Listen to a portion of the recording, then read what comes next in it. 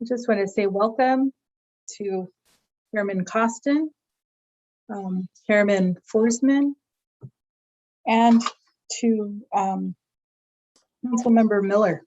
Good to see you. Welcome.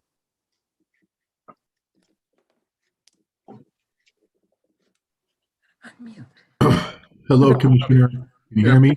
Yeah. Yes. So the process this evening, we're going to begin with a short preamble, and I will introduce you and invite you to speak.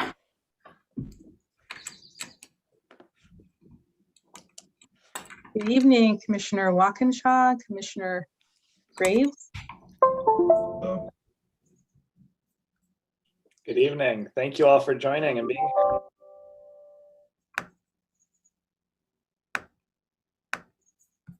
Good evening, Lisa.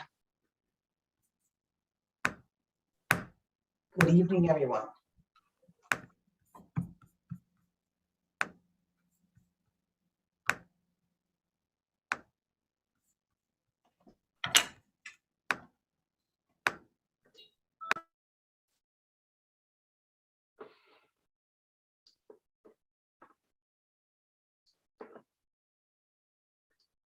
Good evening, Commissioner Fain. Good evening.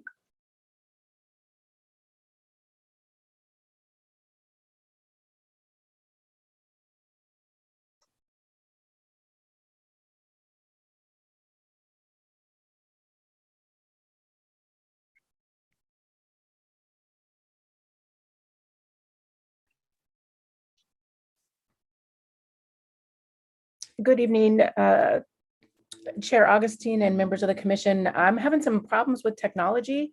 I can't seem to get my camera to work, so I'm going to log out and log right back in and see if I can fix this. Thank you, Commissioner Sims.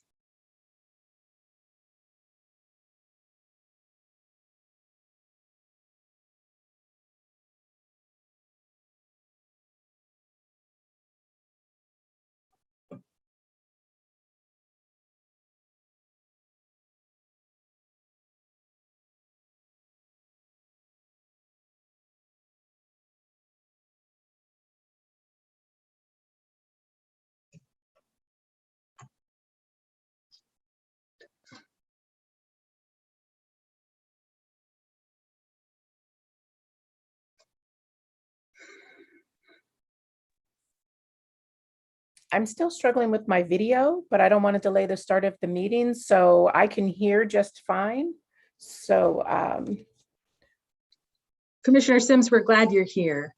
And I'm happy to open the meeting. And I would just like to acknowledge that we have esteemed presenters here this evening. And so thank you so much for being here. We're going to, I'm going to open the meeting and do a bit of a preamble, and then we will begin with our program, and I'll introduce you, and then I will recognize you and ask you to begin your presentations. Okay, so I'd like to call this meeting to order. Good evening, I'm Sarah Augustine. I'm the chair of the Washington State Redistricting Commission. To begin this evening, I would like to reiterate that I am presiding for the city of Yakima, which is on the ceded territory of the Confederated Bands and Tribes of the Yakima Nation. To introduce the topics for discussion and action on our agenda this evening, I would like to reiterate our mandate. The mandate of the commission set out in the Washington State Redistricting Act is to accomplish state legislative and congressional redistricting in accordance with the Washington State Constitution. The bipartisan commission was created to listen to the public every 10 years so that districts would be drawn by statute and with public input. Each commissioner was appointed to this commission. The 4 voting commissioners were appointed by the Democratic caucus in the House, the Republican caucus in the House, the Republican caucus in the Senate, or the Democratic caucus in the Senate. I was appointed by the 4 voting commissioners. As the chair of the commission, I will articulate and manage the commission's process. In my role as chair, I will ensure the process is as participatory, fair, and equitable as possible. The 4 voting commissioners have power and responsibility to vote, ultimately creating and adopting a redistricting plan. Voting commissioners will make decisions that will create maps to best represent the interests of all Washingtonians. Those of you from the public joining us tonight, welcome. It is my goal to engage communities across Washington as fully as I can and to hear and address your concerns and requests. Throughout our tenure as commissioners, we will hear public comments that are important. Ideas, requests, and injustices, some may fall outside our ability to effectively respond. There are issues you may bring forward in your public comments that we may not be able to address. We can listen to you and be sure to capture your thoughts, questions, and requests. I will do my best to synthesize these and respond to them as we are able. We will certainly deliberate on the issues where we have jurisdiction. Where we don't, I will do my best to refer you to those who may be able to respond most effectively. I would now like to review our purpose and values. Together as a commission, we have agreed to the following values and mission: to provide an open, transparent, credible process that is grounded in statute and where all voices are welcome and there is access for everyone. To conduct ourselves with transparency, respect, and civility, where commissioners will participate and negotiate in good faith. And to meet the deadline outlined by law and to produce the best possible maps. I would now like to call roll Commissioner April Sims. Present. Commissioner Paul Graves. Commissioner Brady Walkinshaw. Present. And Commissioner Joe Fain. Present.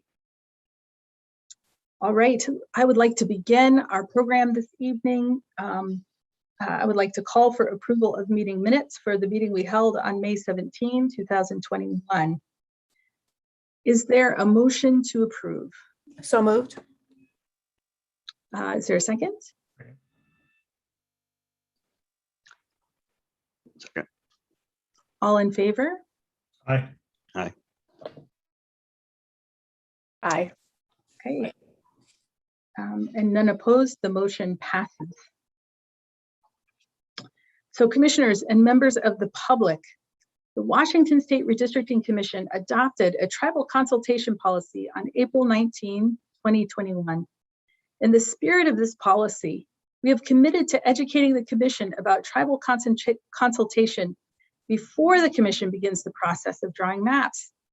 It is now my privilege to introduce a panel of esteemed tribal leaders who will discuss redistricting from their points of view. The intention of the forthcoming presentation is to provide additional nuance to what we have learned from the Governor's Commission on Indian Affairs as we prepare to engage in tribal consultation. I will now introduce our esteemed presenters in alphabetical order. When I have introduced all of you, I will call on you when it's your turn to speak. So Rodney Costin grew up on the Colville Reservation in Nespalim, descended from the Nez Perce, Lakes, and Okanagan tribes, and is the chairman of the Colville Business Council.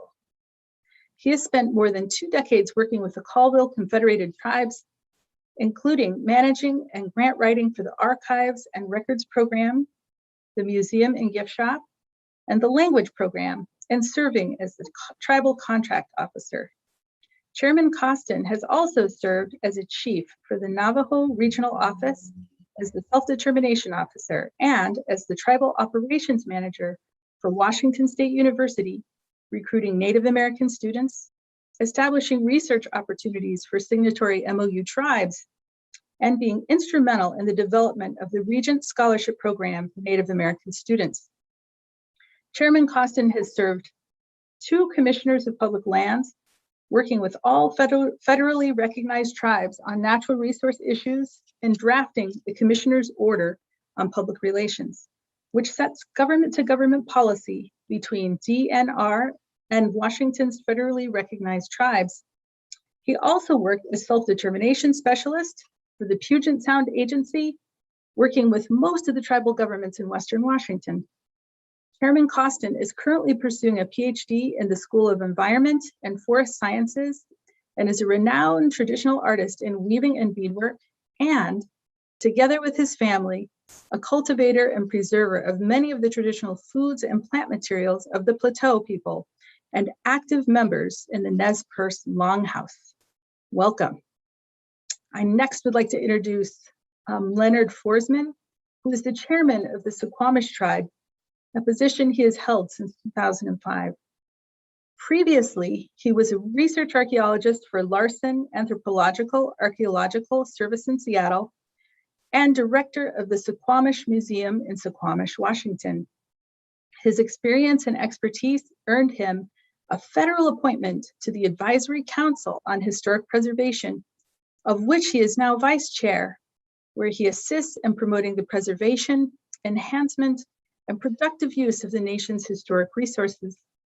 In addition, he has held the position of vice president at the Washington Indian Gaming Association since 2005 and currently serves as the president of the Affiliated Tribes of Northwest Indians.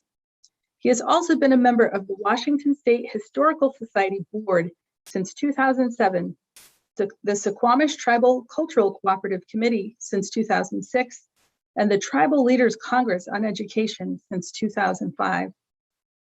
Forsman holds a BA in anthropology from the University of Washington and an MA in historic preservation from Goucher College. Finally, I would like to introduce Dana Miller, who is a member of the Yakama Nation Tribal Council since July 2019.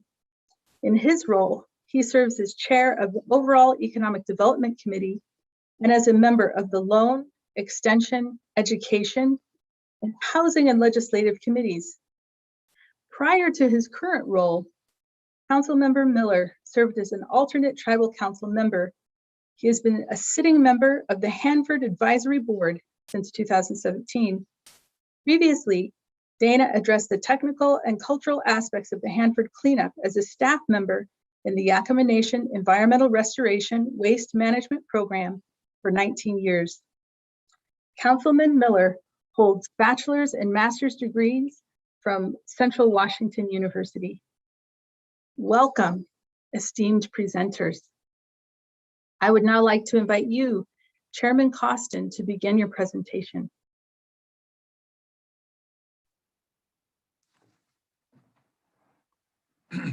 Tots Galawat, Tots Skalauch, in Waswinik Tip Yalachnat. Good evening, everybody. My name is Rodney Costin, and I'm the chairman for the Colville Confederated Tribes. And so, okay. So our opening, slide of our council chambers in our government center. I think that most everybody is familiar with the Colville Reservation, but I do want to go through some slides and, talk about our reservation size and population, et cetera. So let's go ahead and go on to the next slide.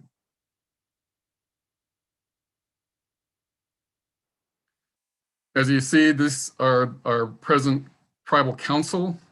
There are 14 members of our elected board, and we represent 4 reservation voting districts across the reservation. And those districts are Omak, Nespelem, Keller, and Inchaleum. With that we have 12 constituent tribes as well as member tribes of the Confederated Tribes of the Colville Reservation. So we can go on to the next slide.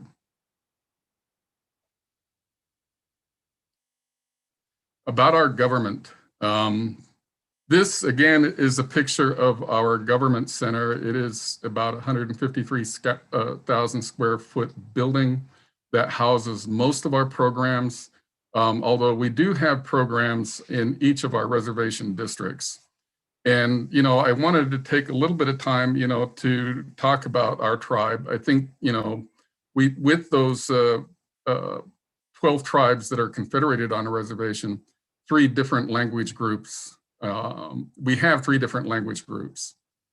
And each one of the tribes has their own unique legal and political history.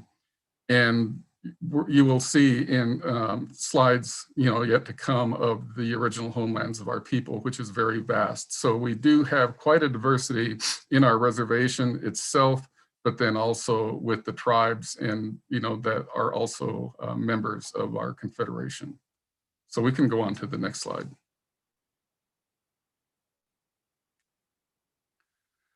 You know, we have approximately 10,000 tribal members. We're just underneath that.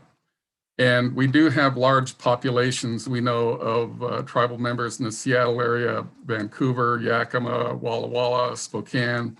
And so with the census, our census went really well for this year. I think we had over 80%, responsive, providing the information on the census. And so we're really looking forward, for that information to come out. So anyway, those are some of that's a historical photograph.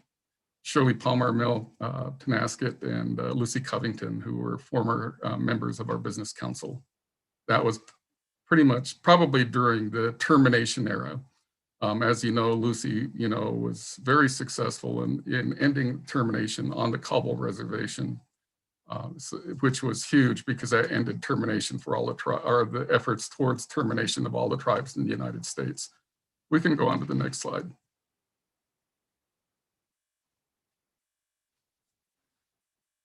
A lot of people will look at the Cobble tribe and they think of us as just a single tribe.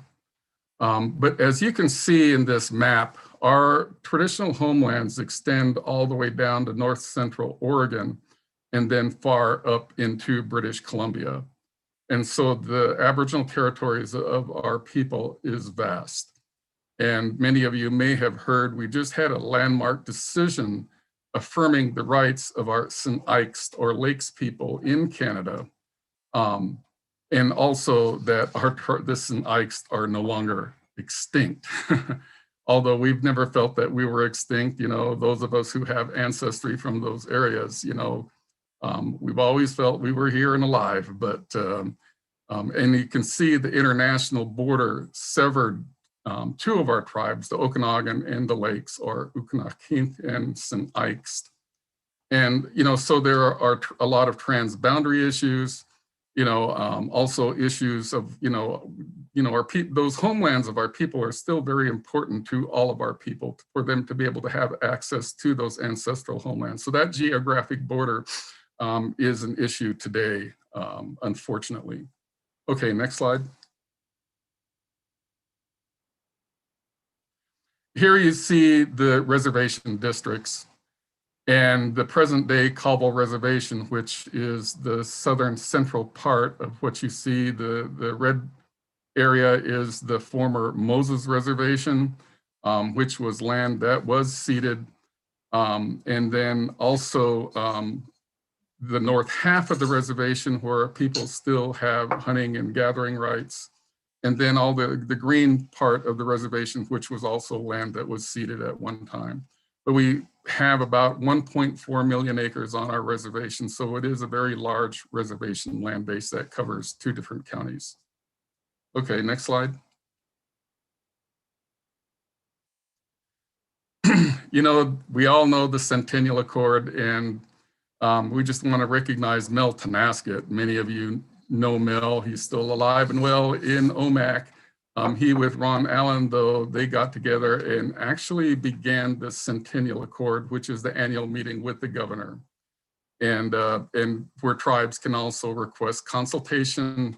And so it was a very effective agreement for the state between the governor and Washington's tribes. Okay, we can go to the next slide.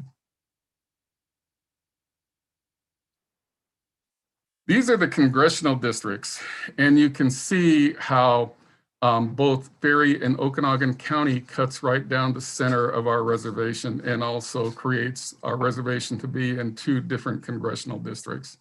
This has been an issue for our tribe, and really looking at, making that decision. It's a decision that's going to last for 10 years. So we want to make this very carefully, and we still haven't arrived at which way to go with redistricting. We're talking about that within our council now. So it's really good for us to have this consultation. And we're still researching this question ourselves. And I'm sure we will probably later this summer announce our decision on redistricting. Okay. We can move, the next slide.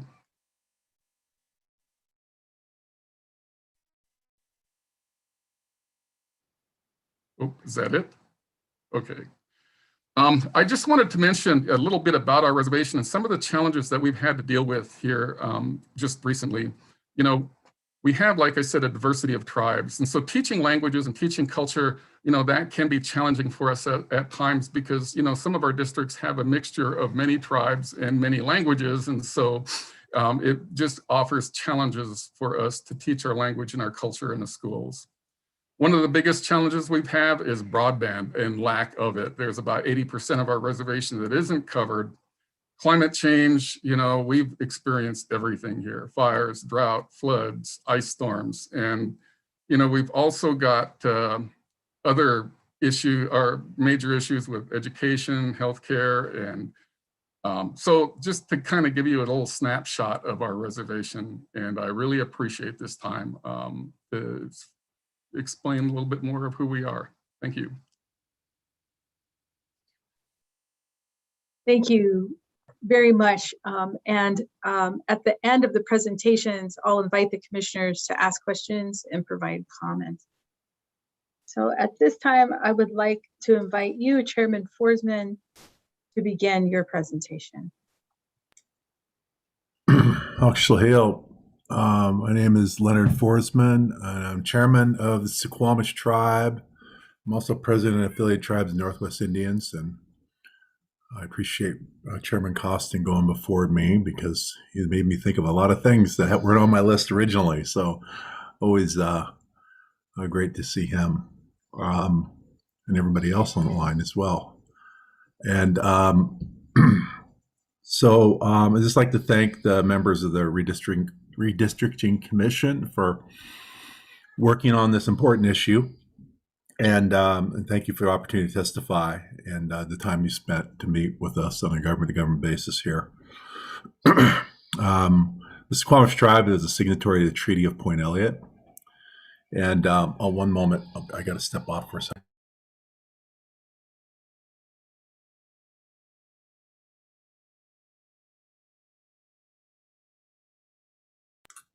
And that established the Port Madison Indian Reservation. And Chief Seattle was the primary signatory for us. And that reservation is an 8,000 acre reservation and is best known for being the home of Chief Seattle and where he's buried. But also because of the towns of Suquamish and Indianola, which were two Mosquito Fleet ferry docks on the Sound here, as you know, that's how the major form of transportation was here in the Sound. It appears that we might be going back that direction after all the highways we've built. It seems we can get around faster using our ferry boats, but I digress. So in exchange for exceeding all of our land, we originally had for thousands of years, we reserved certain treaty rights, and also reserved those rights for time immemorial. And we have roughly 1,200 enrolled citizens, most of whom live here on the reservation or within Kitsap County, and also other parts of the central Puget Sound. Redistricting affects the way the tribes exercise their treaty and how we're represented. And we're really concerned about splitting of our populations in a redistricting effort and trying to keep our people as much as possible in the same districts. One of the concerns that we do have is, like, especially on the larger land-based reservations, that they be able to stay in one as much as intact as possible. We're in the 1st congressional district, and when I first got started in politics, we were in the 1st. I've always been in the 1st. The 1st has changed a little bit. It used to include parts of North Seattle. And so that we were kind of segmented by the Puget Sound, and then eventually we got into the larger district that we're in now. And so we've seen the changes that can have on us. And I just like to there's a lot of talk about gerrymandering, etc. And I think we can all agree that extreme gerrymandering and extreme political um, polarity is not good for anybody. So as much as we can keep ourselves in the middle, the best, in my opinion. And that's extremely crucial to us because we rely on Congress and our state representatives to uphold the trust responsibility, where when we signed our treaty, we were guaranteed certain rights, and those fishing rights, hunting rights, education, medical, all those things need to be upheld, and we look for strong leadership to do that. And I've experienced, when I first started, I didn't experience a lot of that, but I'm experiencing it a lot now, and I appreciate that. And I think it's through the work of a lot of the people on the commission that I'm familiar with from the past, and some I'm not, but that you're committed to us having a robust and dynamic democracy. So I just think we wanted to make sure we take into that the commission take into account their the importance that they're recognizing tribal sovereignty, and I'd also like to emphasize that that we take into geography and the landmarks and gathering places and boundaries that we try to keep as our tribal communities, some very well documented by our reservation, but also in the urban areas as well, that we recognize those populations the best we can. And I'd just like to thank you for the opportunity to say a few words, and thank you for this difficult task that you have ahead of you, and wish you the best of luck. Ahoyth Chud, I'm finished. Thank you. We appreciate your time, and if you would be willing to stand by at the end of your presentations, then the commission will have the opportunity to ask questions and make comments. So I would now like to invite you, Council Member Miller, to begin your presentation.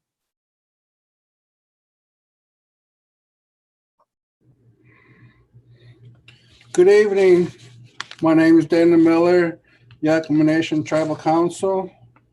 And at this time, I would like to state that the Yakama Nation Reservation needs to have one single legislative and congressional district representation.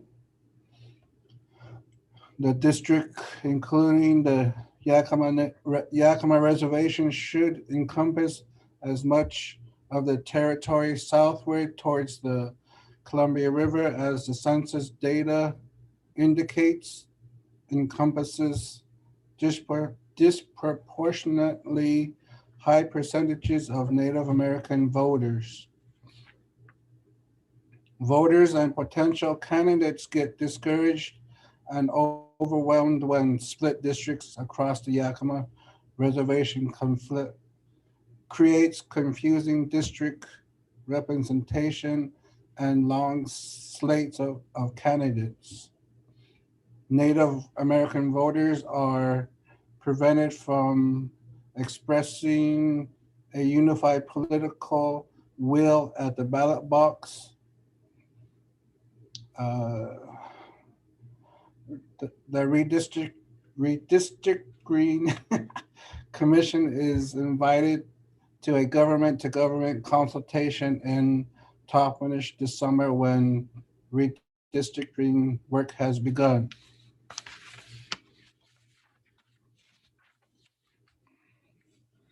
The Yakama Nation urges the Redistricting Commission to reject any legislative map that divides the Yakama Reservation into separate representative districts. Additionally, many enrolled members reside on off-reservation trust parcels at traditional family homesteads or in communities near the usual and accustomed fishing sites along the Columbia River. The Redistricting Commission should further reject any legislative mapping that demonstratively cracks the indigenous voting population located south of the Yakima Reservation in Klickitat and Skamania counties. Thank you very much.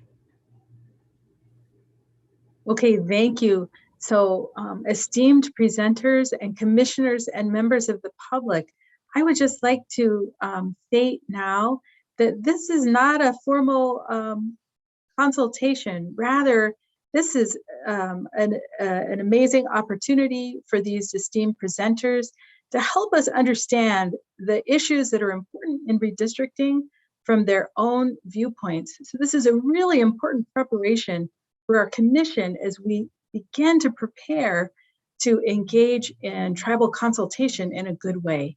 And so thank you. I want to thank you for your leadership in coming and presenting to us. And now I'd like to ask the voting commissioners if you would, if you have questions and comments, and please raise your hand and I will recognize you, beginning with Commissioner Walkinshaw.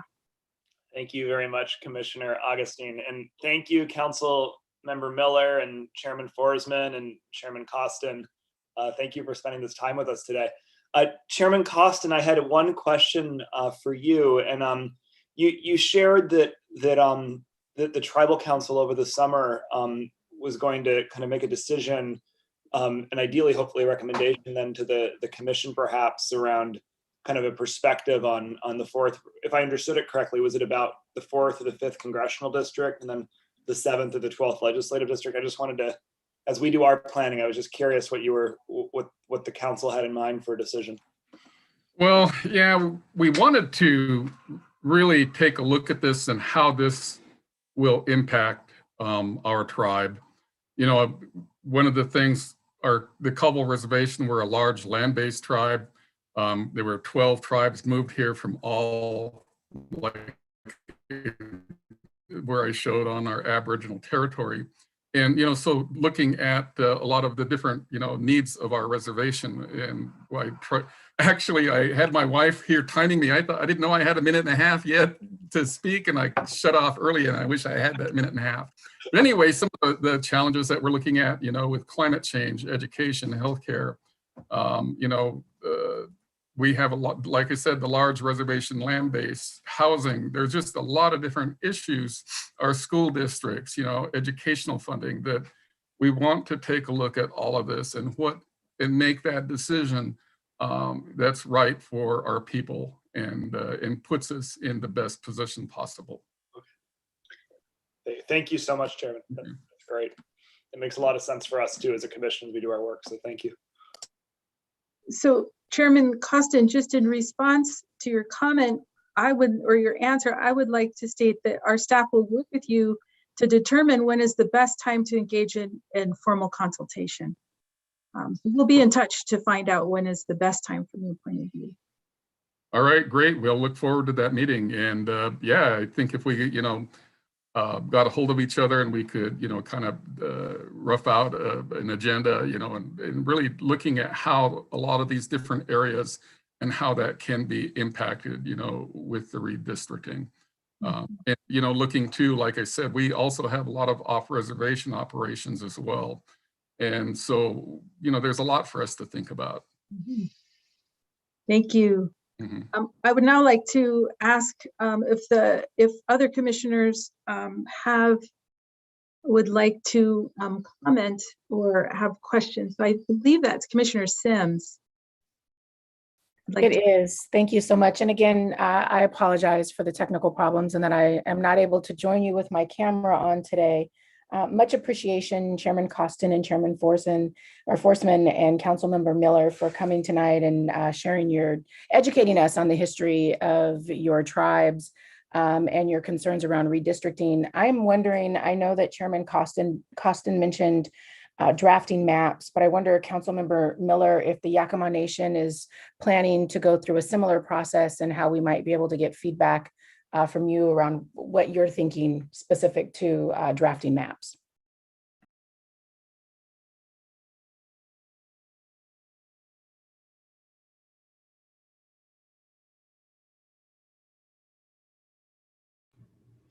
Yes, the Yakima Nation would like to have maps similar to those that were prior to 2012.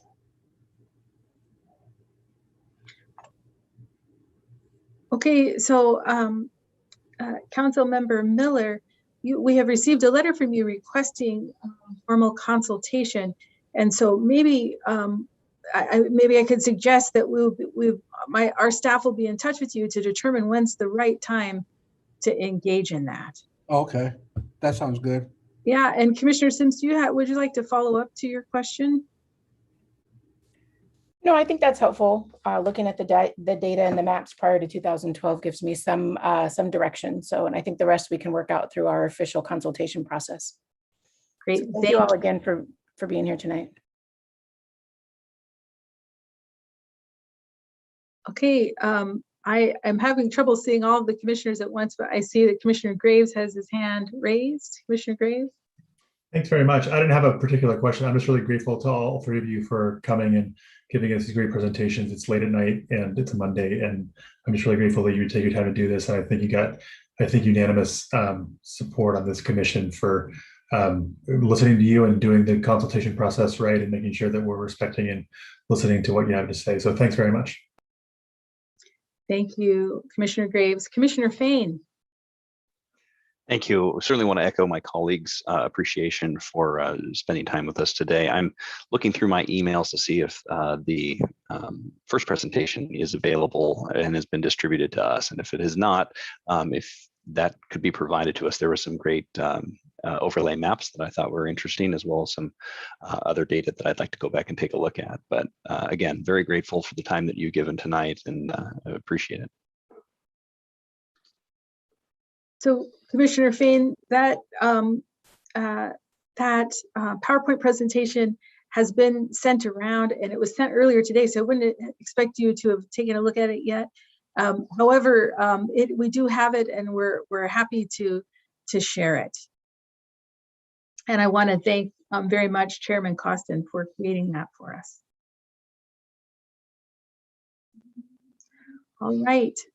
So I would, at this point, like to thank Chairman Costin, Chairman Forsman, and Councilmember Miller for joining us this evening. It is a privilege to be able to hear from you, and we thank you for taking the time to be here with us. Thank you. I just wanted to add one thing, if I could. Please. Yes.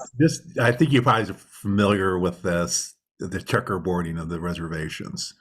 I know Commissioner Fain's familiar with this in his area, where the tribal lands were allotted and then sold off through an auction. And so now our reservation's checkerboarded, and we have a lot of non-tribal, non-Squamish Washingtonians living on our reservations. So it's just something to take into account, but we're entirely within the 23rd LD. And I just wanted to make that point, because I think that sometimes folks believe that the tribes have control of the entire reservation. Some do, but most that were established prior to 1880 have that checkerboarding characteristic. So just wanted to put that in there for the record. Thank you. Thank you. And I appreciate that, especially that you're stating that for the public. That's very helpful to hear you reiterate that. Thank you. Okay, so I want to thank you again, and we will now move on to the business portion of our agenda.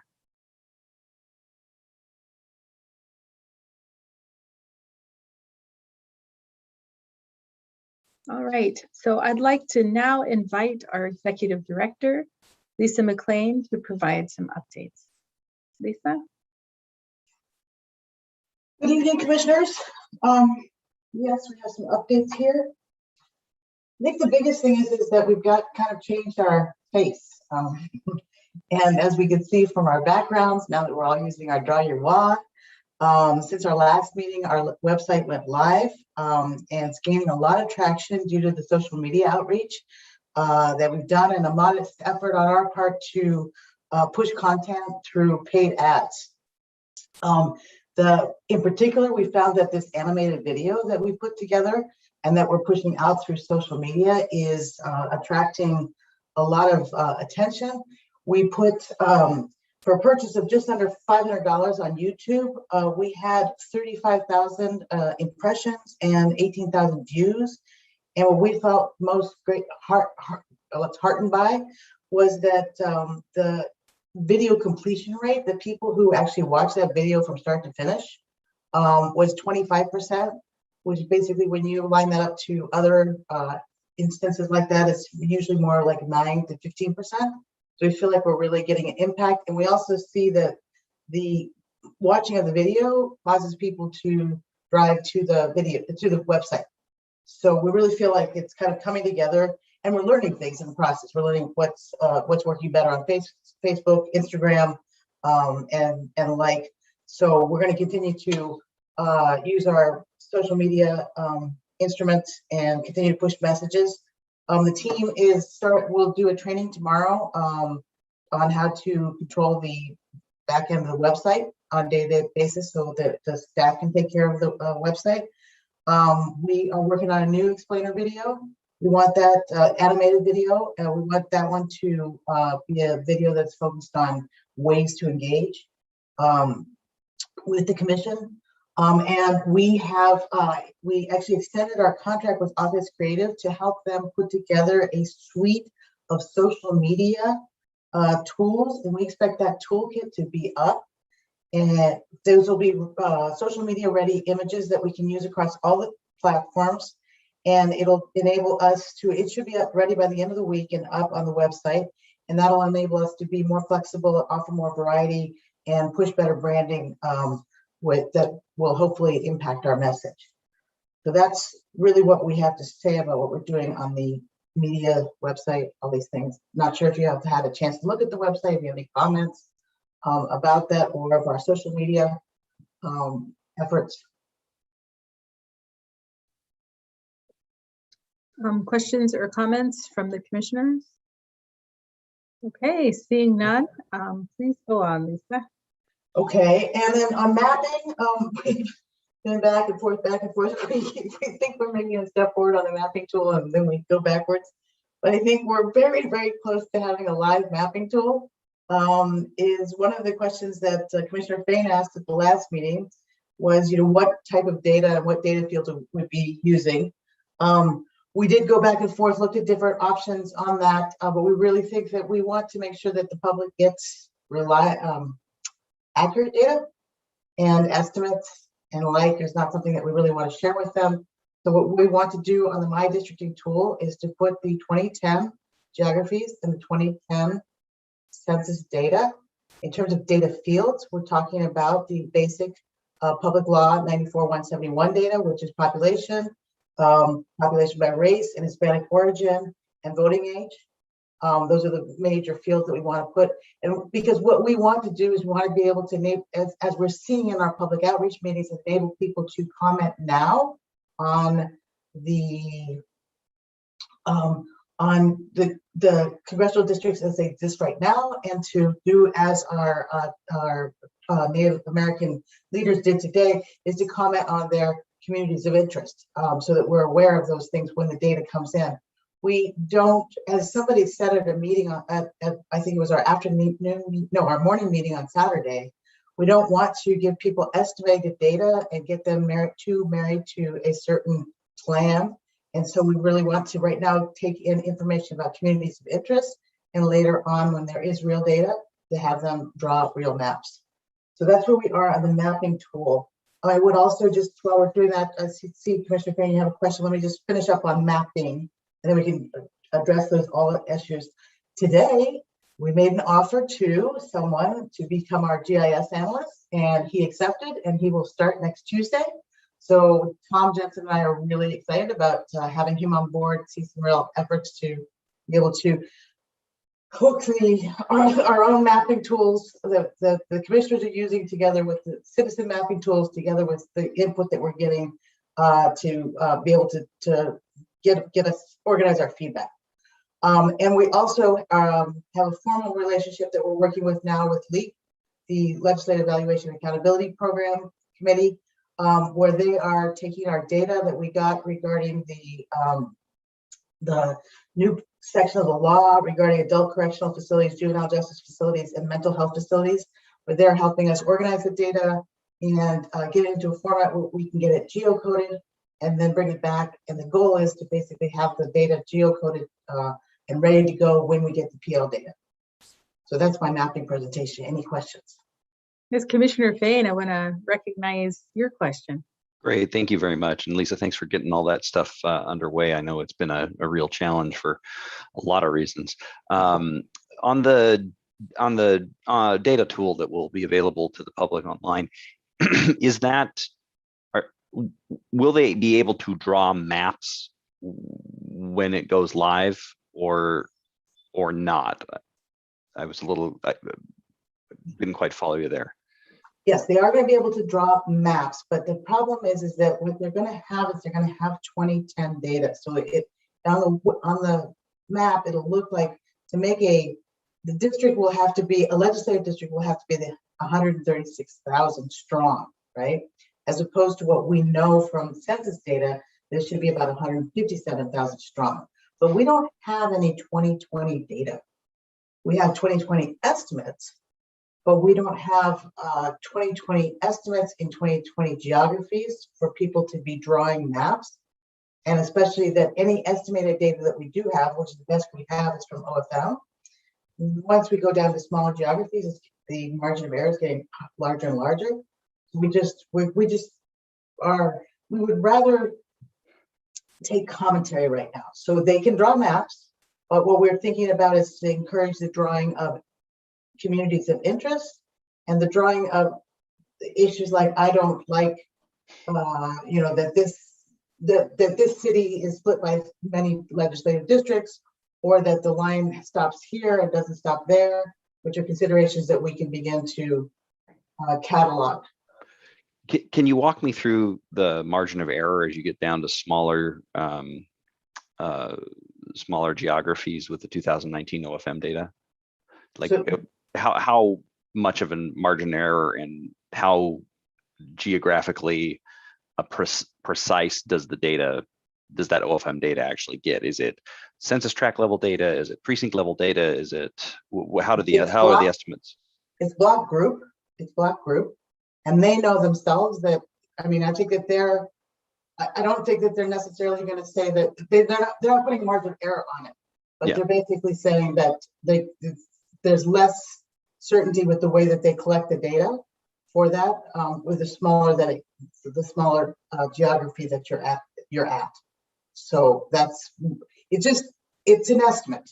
That's the key thing, and that's what we've gone back and forth on: estimates or non-estimates. Well, I guess 2010 data we know for a fact is wrong. So 2019 data, I would hope would be a little more accurate. I'm just worried about getting, you make the statement about you don't want members of the public to be married to the maps that they send in. Well, if they draw a map and spend the time to be able to invest it into actually drawing a map, my guess is they're going to be pretty married to it. And if it's 2010 data, there's been so much change between then and now. I'm not certain how beneficial that'll be to the commission, but I completely understand the one thing I would also consideration point out, is that some of these open source apps, they are using 2019 ACS data, and so those will be able to be imported. So somebody today could send us the Dave's redistricting map.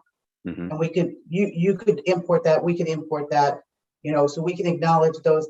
And I'm not just talking Dave's redistricting, all different, they're all making the same type of file. And so we can bring that in as long as we know that. Are there other states that are hosting their own draw your map capability? Right now, it's the only one that's really using it is, I think it's Virginia and Illinois. Yeah, I saw that was using, Yeah. But it's partly that people aren't so far ahead, so they're picking it. Utah's definitely going to use the map. Everybody's using a lot of them. Actually, I was interested. I was on a call with a bunch of states where they were using Maptitude, was one, but then Utah's using Citygate. It's the same company that we're using. So people are using them, but they're not still live. So it is a little bit. Part of the thing about the mapping tool, we can't say just do it like it's being done in Illinois, because there's nothing live that we're seeing, and so that's why we keep having these telephone calls back and forth. Yeah, I was just going to ask if there was a consensus among the states, particularly the ones that are using the Citygate suite, if there was consensus about when they do go live, what data they were going to be using initially. And I would say, yes, that is, yes. Many people have given us advice. Basically, 2010 is the safest. It's not the best, but it's the safest. That we don't want to lead people astray with estimates and estimated data. So that's what those who are thinking about that are thinking about those things. Okay. So Lisa, do I understand correctly that if a person or a group draws a community of interest, that when the actual data arrives, they can update that map once there is the actual data? Yes, yes, yes. We understand that you can even create a community of discussion where you can continue to develop that. It's part of the thing I have to say is I wish I could answer that more precisely, Commissioner Augustine, is because we're really trying, I'm really pushing the Citygate to help us get this live so we can begin to tweak the edges and see what the possibilities are to number one, educate the population about how to use this, right? And so that's what this is our big push this week, is that we can make an announcement that it's live, and then we can begin to formulate how public can use this to their best interest and to our best interest.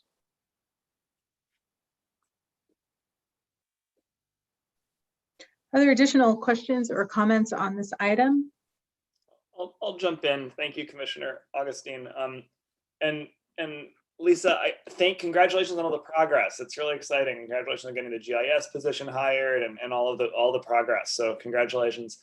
My question was a bit along the lines of what Commissioner Fain was asking. I'm just trying to understand the rationale of using the 2010 data, if it is indeed so different, and if we'll actually be getting the actual data in mid-August, if we're actually going to be seeing it by then, which we may be later than that. And what I hear you saying is that it's directionally useful. It's going to help educate the public on how to use the tool, even though it will be clearly communicated to folks that it will change, and potentially significantly. I mean, some of it will actually be quite significant in many districts that have seen enormous population growth.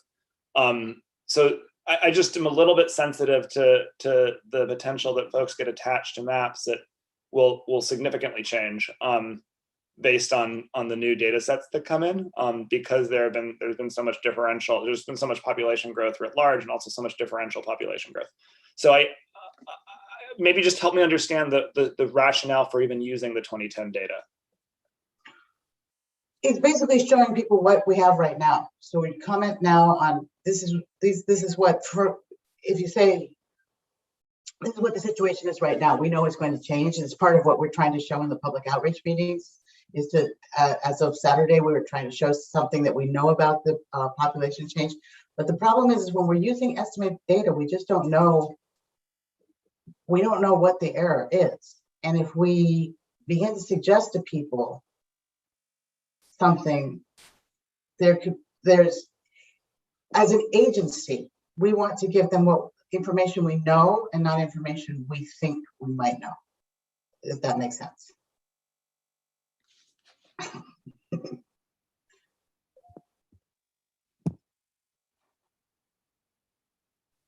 All right, Commissioner Walkinshaw, would you like to?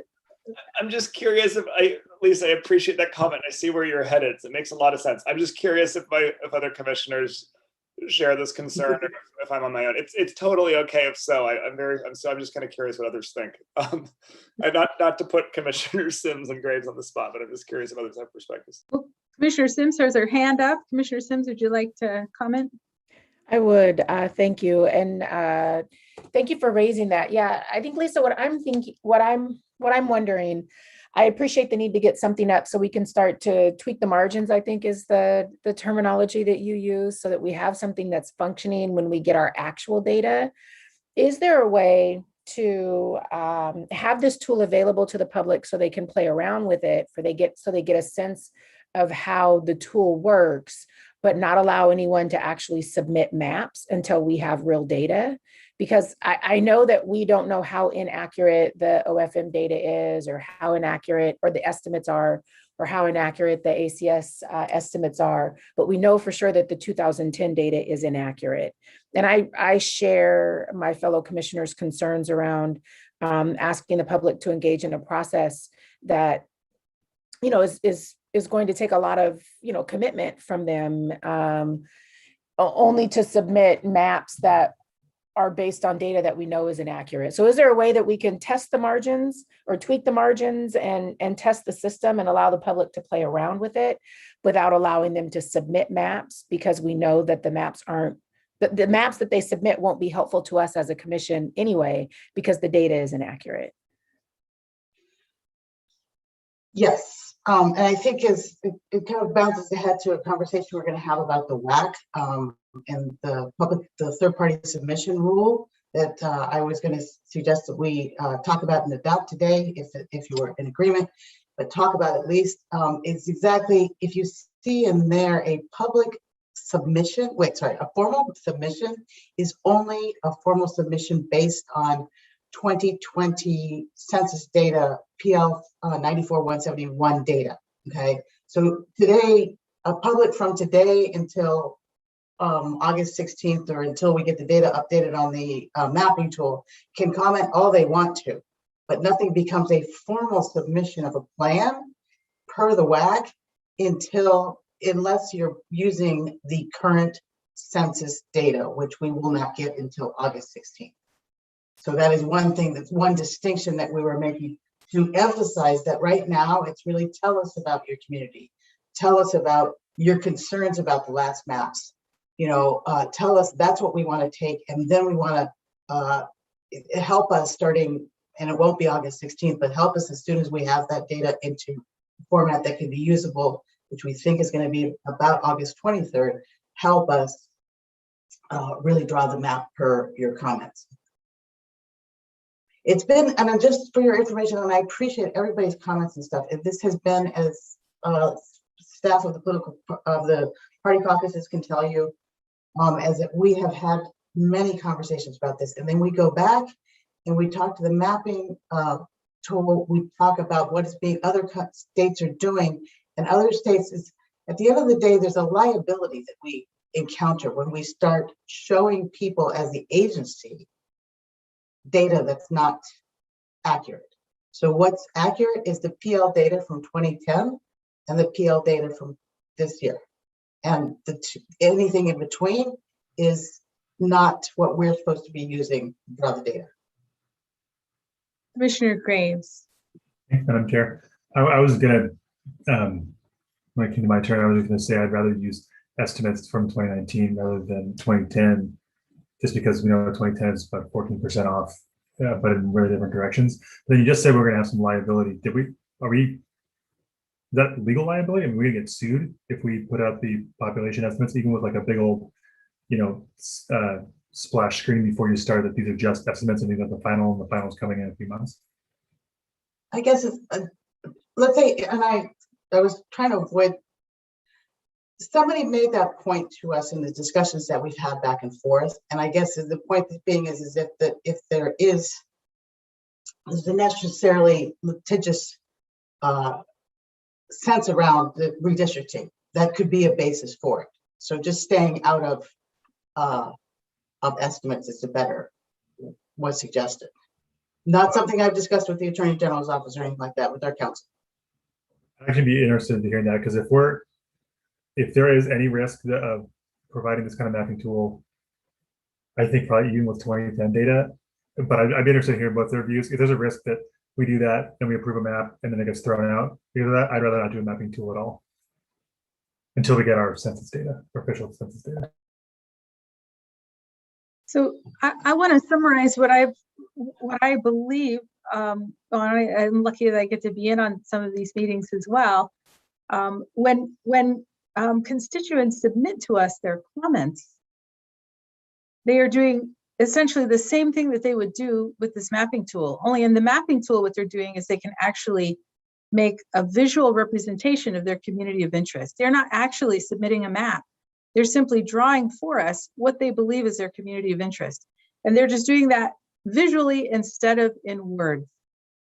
This is my understanding. Lisa, is that what you? That's exactly right. And that is, in a way, what you're saying, Commissioner Graves, is exactly what we're suggesting. Is right now we comment on the current reality. We comment on where, I don't know, I mean, for instance, if you say something like, the population has grown, very diverse in South Seattle, and therefore, these are more natural boundaries or something like that. That type of thing can be drawn when you're talking about that. But that's not a formal plan, and nothing's formal until we're working with actual PL data, because according to law, we're supposed to use the census data to draw the maps. Go ahead, Commissioner Graves. Oh, thanks very much. I'm not sure I'm exactly following, but if I'm hearing that there's any real risk of our actual final maps getting thrown out because of this, I don't want to do it.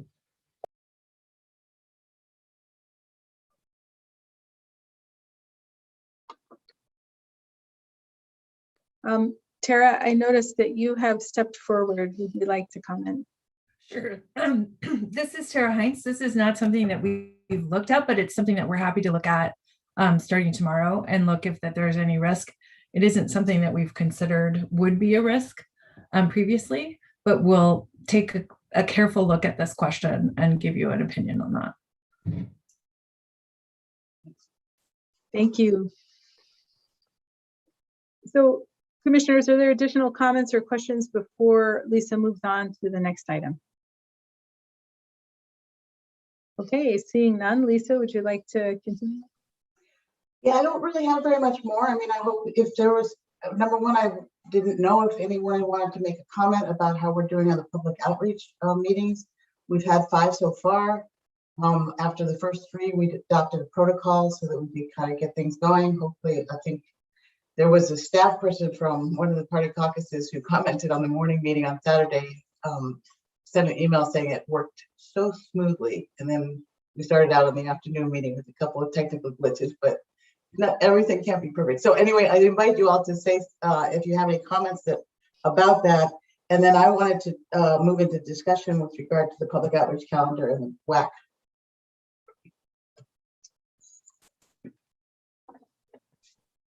All right, seeing no additional comments, let's move into the discussion portion of the agenda.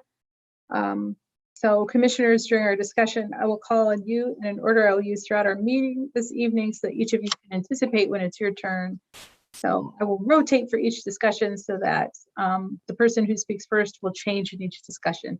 So our order tonight is Commissioner Sims, Commissioner Graves, Commissioner Walkinshaw, and Commissioner Fain. So regarding our outreach schedule for July and August, that a couple of different drafts have been submitted to you and received in your packet of materials.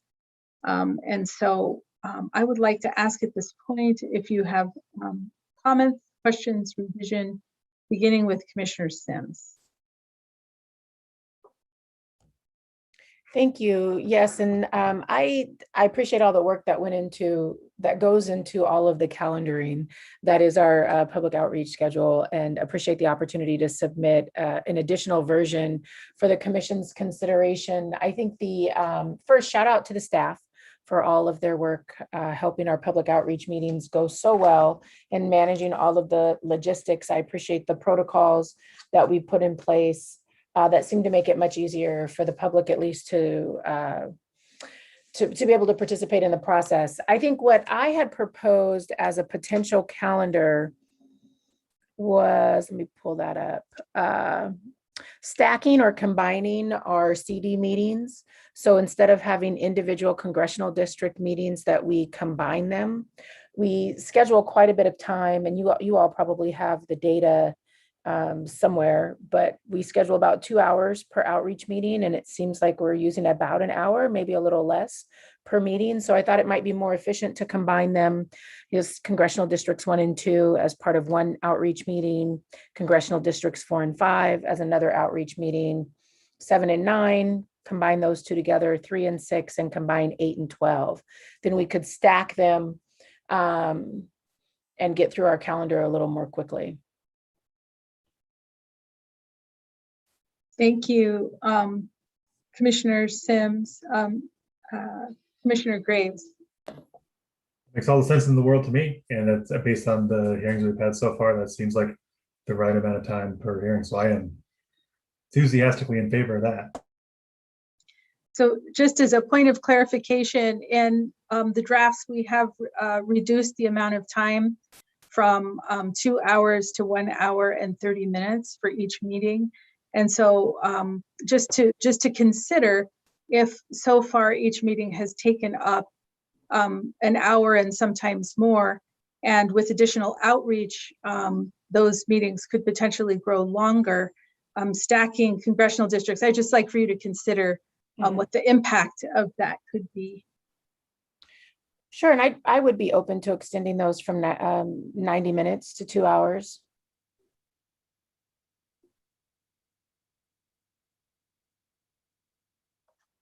Thank you. So Commissioner Walkinshaw.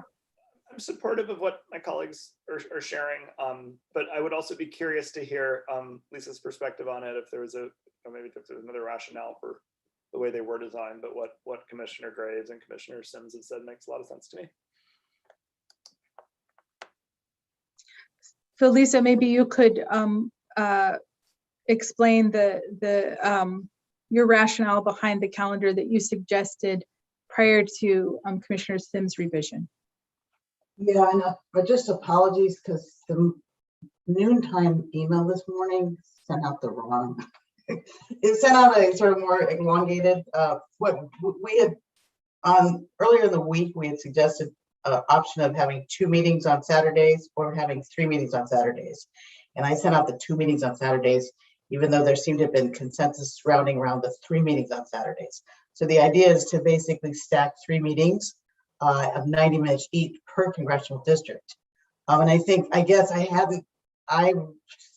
number one, I think that we are pushing out more outreach, and we do expect that we can probably come close to filling the 90 minutes. We're doing a better job explaining and following up with people to explain that they have registered and that we're expecting them to testify. So that message is getting out. And so I do think that there's going to be more. And I do think that, especially when we're talking in the districts where it's very tight, it could get confusing when we're combining congressional districts. That was the original, but it also hadn't been proposed. So that was why, that's why I put it out once it got proposed. So Lisa, just to reiterate what you're saying, because I'm not sure I got it. I think what you're suggesting is 3 meetings per Saturday. Each meeting would be 90 minutes in length, 1 district per 90-minute meeting. That was the proposal. Is that right? Sorry, you're muted. Yes, and that leads to also we'd have to do 1 meeting on a Monday, which Commissioner Sims also has. That is Commissioner Sims scheduled finished it all in July, and the version that we have finishes it on the first week of August. All right, so Commissioner Fain, your comments?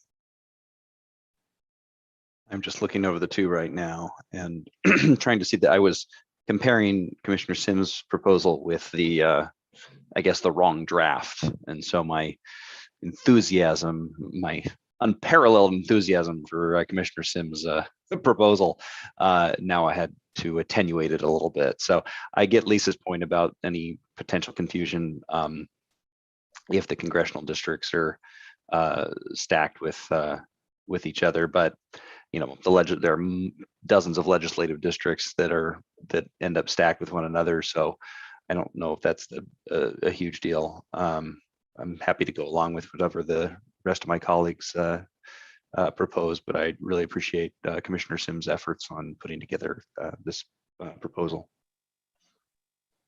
All right, terrific. Are there additional points of discussion at this point? And then when we get to action, you can choose what you want to do. I would just add that after hearing this discussion, I'd be supportive of what Commissioner Sims has put together here. That makes sense to me. Great, thank you. Other comments? All right, terrific. So I would like to now move on to the third party submission, WAC 417.06, which you have each also received. Hopefully you've had an opportunity to take a look at that. And so do you have comments or questions or requests for revision, beginning with Commissioner Graves? Sorry, no, I think it looks perfectly fine. Great, I'd be comfortable taking action on it tonight. great, thank you. Commissioner Watkins. I agree with Commissioner Graves. Thank you. Commissioner Fain. Looks good. Thank you. Commissioner Sims. I think it looks great. I just had one question regarding in what scenario the chair or the staff would submit partisan maps. Maybe I'm not understanding the language correctly. Mm-hmm. So Lisa, would you like to respond? So I think you're referring to page 2 where it says commission plan. It means the proposed plan of redistricting, including any amendment to the proposed plan that is submitted to the commission by a commissioner or by the chair or the staff of the commission. Mm-hmm. Yeah, I think that would be, I think that what we think it's number one, this is somewhat of an adaptation of what was written in the last WAC. So this is the language in the last WAC. This wasn't added in. I think it really means that because of the fact that the staff serves the commission, I could see where, as it was put to in a discussion we had earlier last week, which is basically what if there was a west mapping for the west and a mapping for the east, and there was, let's say, relative agreement from one of the commissioners on that, or two of them on that, and they said, yeah, but can you just sew it together? You know, make sure that it comes, where does it meet across the Cascades? Could the commission do that? The commission staff do that. So that would just basically be that we would do that for you. So I guess it's the role of us helping you if you need us to. That's what it is. Okay, so this would be the chair or staff submitting the maps on behalf of the partisan members of the commission or the voting members of the commission. Yeah. Okay. Yeah. I knew it was existing language. I just wasn't quite sure, you know, how that had worked in the past or how we see that working moving forward. So that's helpful. Thank you. Okay, thank you. Additional comments or questions from the commissioners? Thank you. So I would now like to move to the public comment portion of our agenda.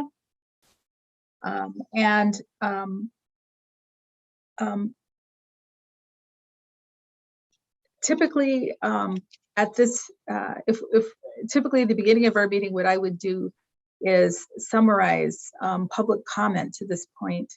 And as a result of the amount of public input that we're receiving, because we are now holding outreach meetings and the increased volume of emails that we're receiving, what we will do is post this summary instead of trying to review it at this meeting. So I just wanted to acknowledge that we have had quite an increase of public input. At hearings, we've heard from almost 100 residents of the state, and in fact 94 people, and we've received 63 comments either through the website or our email address since our last meeting. So I want to acknowledge and celebrate that, and then also say that it would be a lengthy thing for me to read all of that summary, and so I'm going to opt not to do that. But we can post that on the website so the public will be able to review that.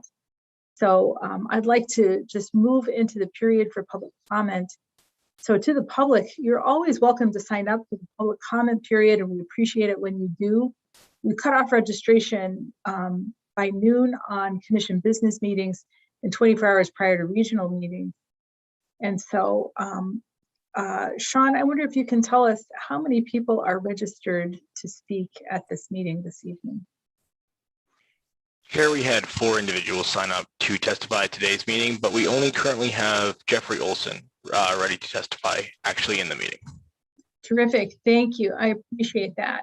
So, so I am not going to reiterate the directions on how to do public testimony because Mr. Olson has provided public testimony many times. So I will say that he will have 2 minutes to testify this evening, and then at which time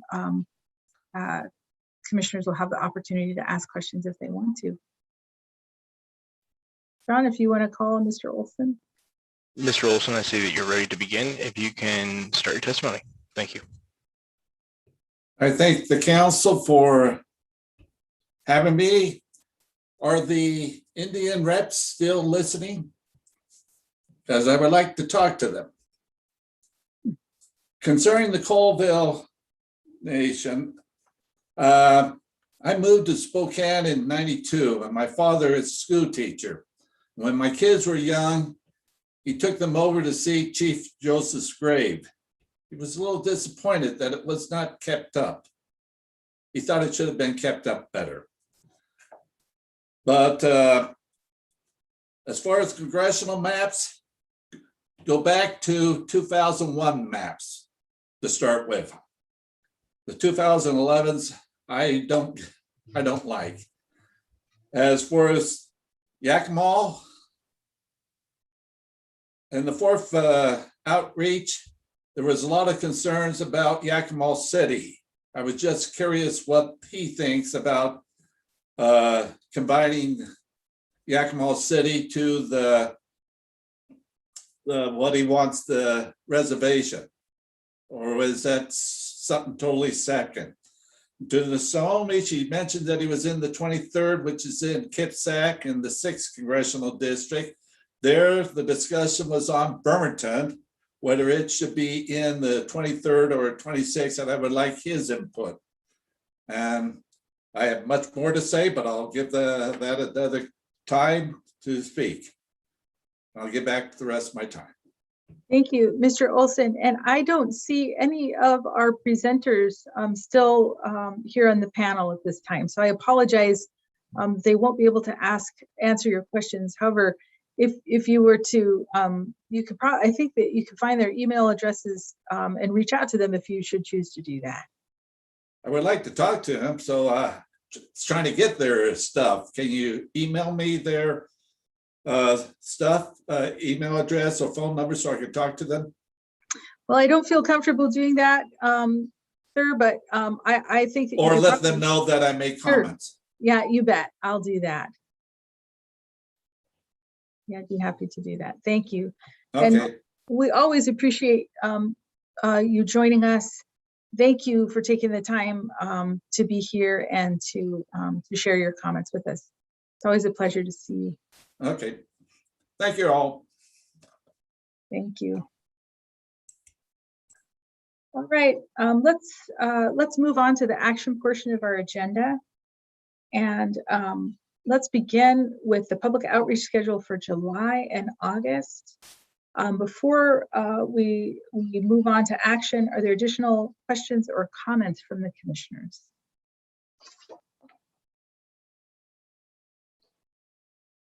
Okay, seeing none, I would ask if there is a motion.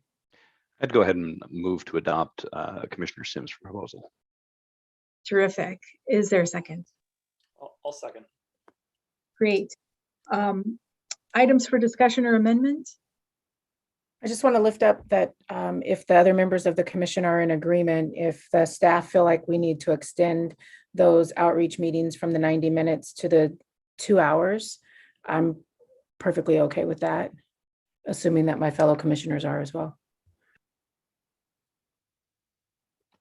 Okay, so I am seeing affirmation and thumbs up and nods. So, and now I just ask all in favor of adopting Commissioner Sims' proposal for the public outreach schedule for July and August with potential addition of altering the time at the staff's discretion. All in favor? Aye. Aye. I see none opposed, and so the motion passes with potential amendments. Thank you. And so now, if we could return to WAC 417.06, third-party submissions. Before we move on, are there additional comments or questions? All right, seeing none, I just call for a motion.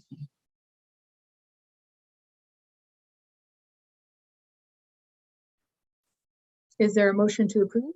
So moved. A second? Second. Are there items for discussion or amendments?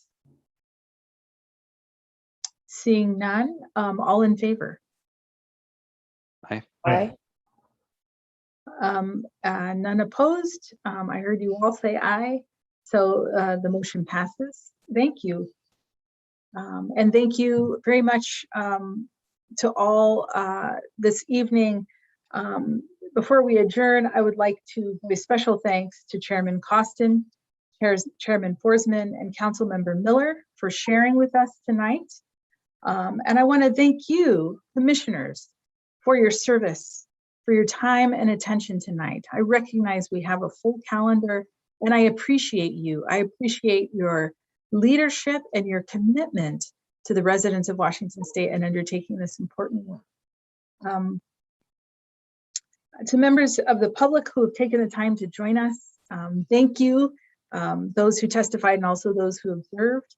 And thank you to the staff who have helped to prepare the commission for this meeting, to Lisa McLean, our executive director, Jamie Nixon, our communications director, also to Paul Campos, Osta Davis, Anton Gross, and Ali O'Neill, who provided staff support for discussion and action items.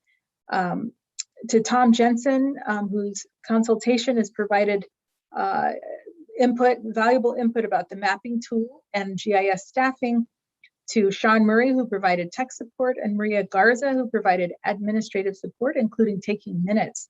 And thank you to Lisa and Becky from Legislative Support Services for your continued service. And this meeting is now adjourned. Have a great evening.